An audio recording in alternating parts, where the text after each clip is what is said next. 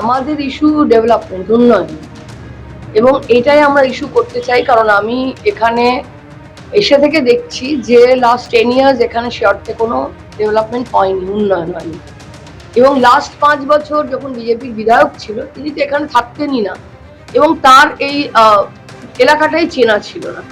অতএব সেখানে আমরা চেষ্টা করছি যাতে সমস্যাগুলো মানুষের যেগুলো আছে সেগুলোকে কোথাও কাটিয়ে ডেভেলপমেন্টের কাজ করে যাতে মানুষের সুবিধা করা যায়। এবং যে যে অসুবিধাগুলো তারা জানিয়েছেন, বিভিন্ন সময় আমার সঙ্গে কথা হয়েছে, আমরা সেইগুলোতেই কনসেন্ট্রেট করবো। ডেভেলপমেন্টটাই আমাদের একমাত্র ইস্যু। 291টি আসনের প্রার্থী তালিকা আজ ঘোষণা করলো তৃণমূল কংগ্রেস। বেহালা পূর্ব এই কেন্দ্র থেকে প্রার্থী হয়েছেন শুভাশিস চক্রবর্তী। কি বলছেন তিনি, শুনুন। আমি যেদিন থেকে রাজনীতিতে প্রবেশ করেছি সেদিন থেকে আমার নেত্রীর নাম মমতা ব্যানার্জি। মমতা ব্যানার্জির কথা হচ্ছে রাজনীতির মাধ্যমে মানুষের সেবা করা। আর মানুষ যখন বিপদে পড়বে তখন জাত ধর্ম বর্ণ দেখবি না, তার পাশে প্রয়োজনে সাহায্যের হাত বাড়িয়ে দিবি। আমি সেই দিন থেকে এই আদর্শ মেনে চলছি। অতএব আমায় নতুন করে কোনো প্রতিশ্রুতি দেওয়ার প্রয়োজন আমি মনে করি না। আমি মনে করি বেহালায় যেহেতু আমি মনোনীত হয়েছি, আমি প্রার্থী হিসেবে দাঁড়িয়েছি, আমি জনগণের প্রার্থী হিসাবে প্রতিদ্বন্দ্বিতা করব। জনগণের পাশে থেকে আমি জনগণকে আমার যতটা সাধ্য ততটা আমি তার পাশে থেকে সাহায্য করব। এখানে না পাওয়ার কোনো প্রত্যাশা নেই, সবাই পেয়েছে। কারণ আপনারা জানেন যে মমতা ব্যানার্জি 2011 সালে ক্ষমতায় আসার পর তাকে কাউকে কিছু বলতে হয়নি। তিনি জাত ধর্ম বর্ণ নির্বিশেষে জন্ম থেকে মৃত্যু পর্যন্ত প্রায় 68টা প্রকল্পের মাধ্যমে তৃণমূল স্তর পর্যন্ত তিনি উপযোগিতা পৌঁছে দিয়েছেন। আমি মানুষকে বলবো যে দেখুন, আমি তো আপনারা তো আমাকে অনেক দিন ধরে দেখছেন, আমি রাজনীতির সঙ্গে যুক্ত, আমি আপনাদের পাশে আছি।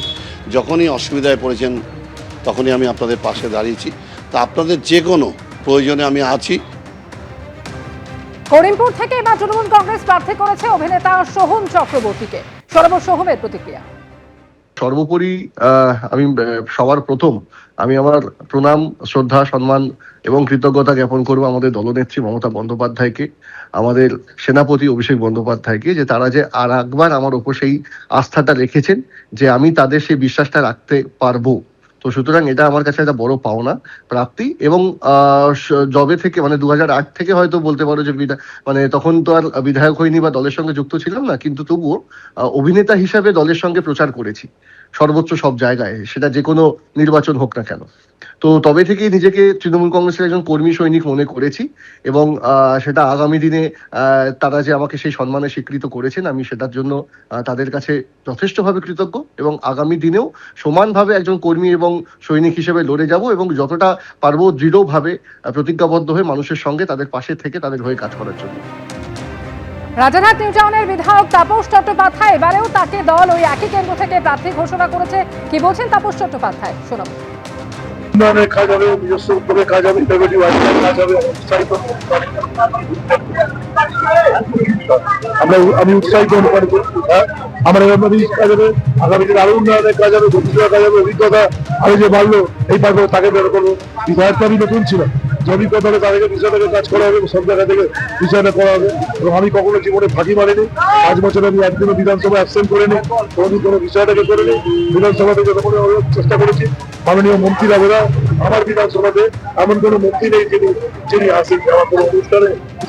সবাই এসেছেন, সবাই দেখেছেন, সবাই বিষয়টাকে। এবিপি আনন্দ এগিয়ে থাকে, এগিয়ে রাখে।